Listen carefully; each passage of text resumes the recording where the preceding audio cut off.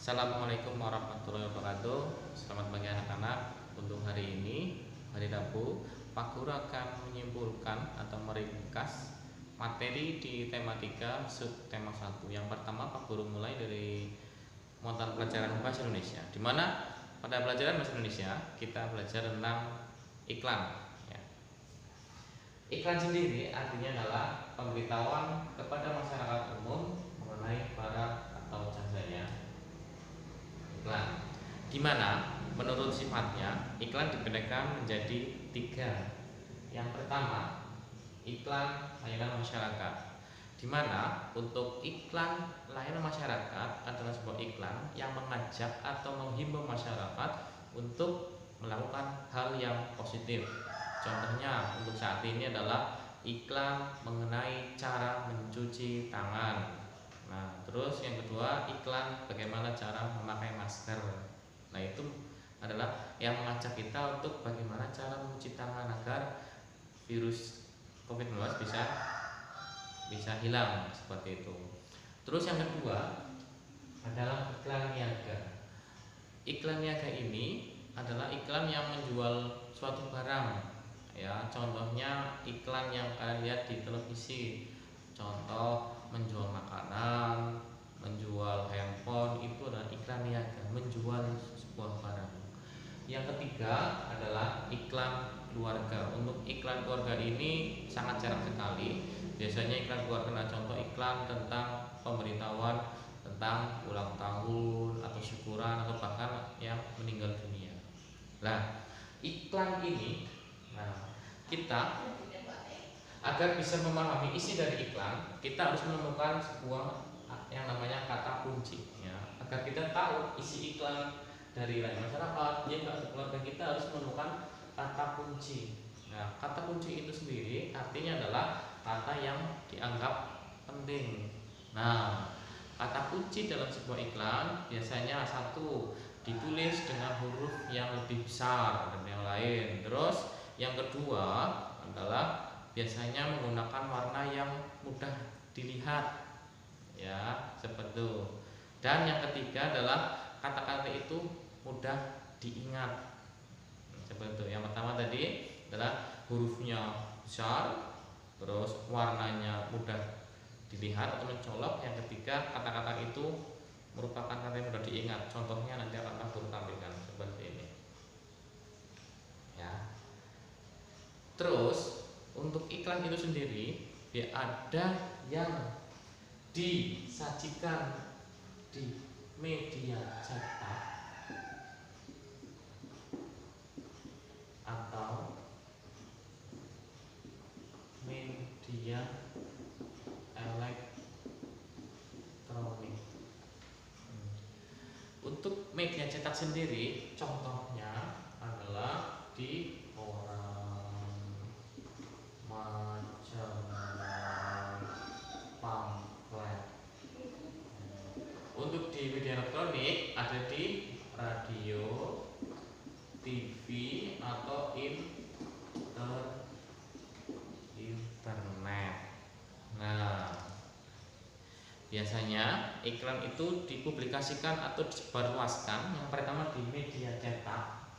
Berarti cetak maksudnya dalam bentuk kertas, ya, di kertas, koran, majalah, pamflet. Nah, yang kedua media elektronik, radio, TV. Nah, penyebaran iklan, ya, penyebaran iklan melalui media cetak dan media elektronik. Nah, di mana unsur-unsur iklan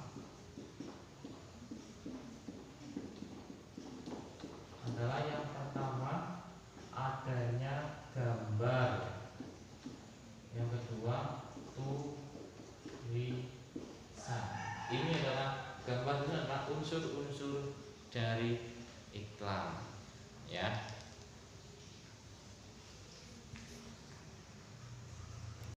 Kita lanjutkan yang kedua dalam mata pelajaran IPA, di mana membahas tentang organ pencernaan hewan dan manusia.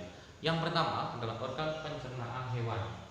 Hewan yang di sini adalah hewan ruminansia, di mana hewan ruminansia itu adalah hewan yang memamak biak. Artinya adalah memakan 2 kali. Setelah memakan, ditelan, makanan itu dikeluarkan kembali ke mulut lalu dikunyah kembali. Itu hewan memamak biak. Contohnya adalah sapi, kerbau, dan kuda. Dimana untuk organ pencernaan hewan ruminansia yang pertama adalah mulut, ya. Yang pertama adalah mulut, ya. Hewan ruminansia yang pertama adalah mulut. Yang kedua adalah kerongkongan. Nah, yang ketiga ini perut. Untuk perut hewan ruminansia itu ada 4. Yang satu adalah rumen, retikulum, omasum, dan abomasum. Setelah itu, setelah ke perut, makanan itu lanjut ke usus halus. Di mana usus halus ini adalah berfungsi untuk menyerap sari-sari makanan yang tadi dimakan. Ketika sari makanan itu sudah diserap, ya, sisanya itu akan menuju ke usus besar.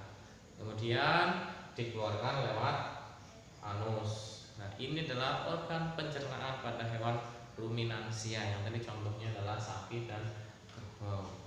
Sekarang organ pencernaan pada manusia, ya, hampir sama. Nah, kalau hewan ruminansia perutnya ada 4, kalau manusia hanya 1, ya. Yang pertama adalah mulut, ya. Organ pencernaan manusia yang pertama adalah mulut.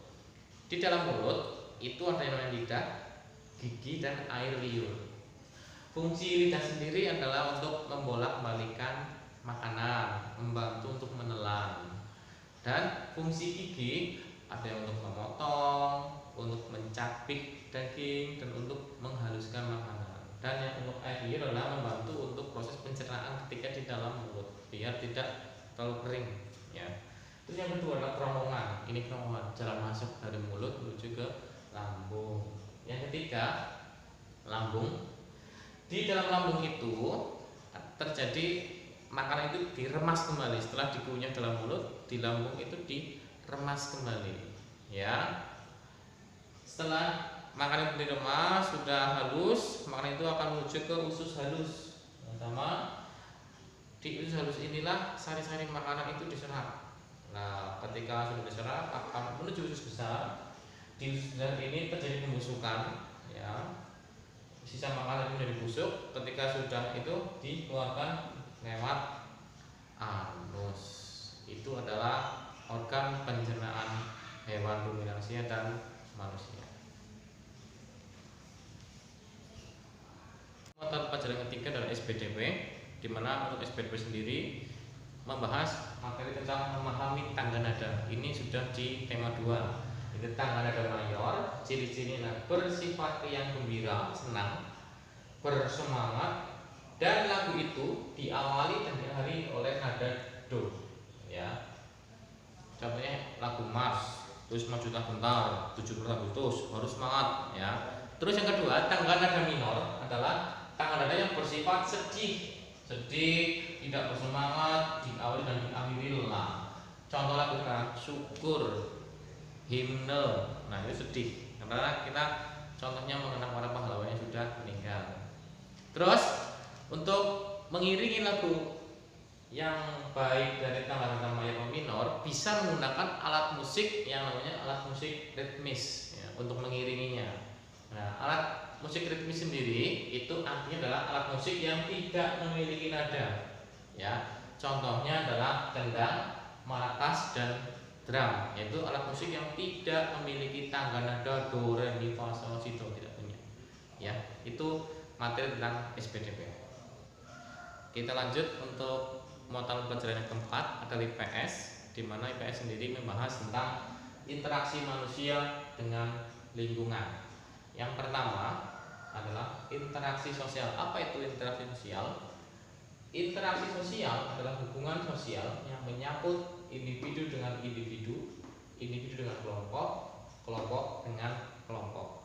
Nah, hubungan antara individu dengan individu, individu kelompok, dan kelompok dengan kelompok inilah yang nantinya akan menghasilkan sebuah proses sosial.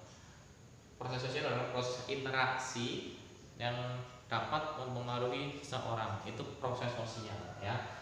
Dari hubungan inilah nanti akan menghasilkan sebuah yang namanya proses sosial. Selain manusia berhubungan dengan manusia lainnya, satu sama lainnya, manusia juga berhubungan dengan lingkungan, ya.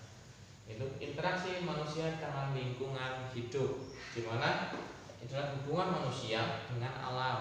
Alam ini contohnya sungai, hutan, dan laut. Manusia memanfaatkan sungai bisa untuk mencuci, untuk mandi. Manusia memanfaatkan laut untuk mencari ikan.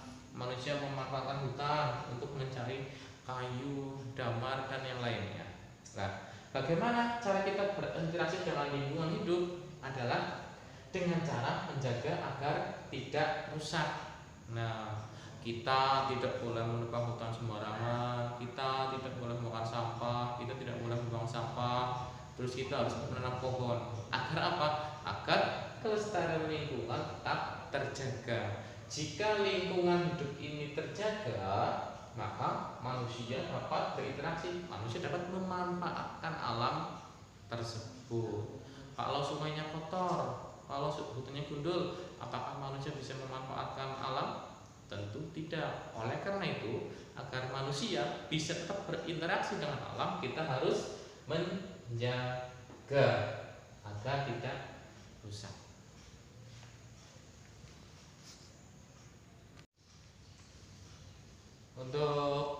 Untuk selanjutnya, itu mata pelajaran PPKN membahas tentang keberagaman sosial budaya masyarakat.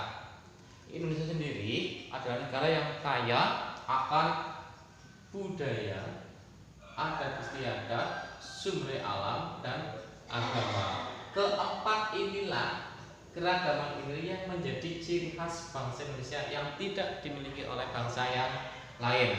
Kita harus menjaganya agar tidak rusak, ya. Rusak dalam artian kita terpecah belah. Bagaimana cara kita menghargai keberagaman sosial? Bagaimana cara kita menjaga keberagaman sosial? Adalah caranya kita tidak boleh mencela budaya atau adat istiadat dari daerah lain. Kita juga harus menghormati dan tentunya kita juga harus menjaga kerukunan antar manusia sesama bangsa Indonesia. Sekian, terima kasih.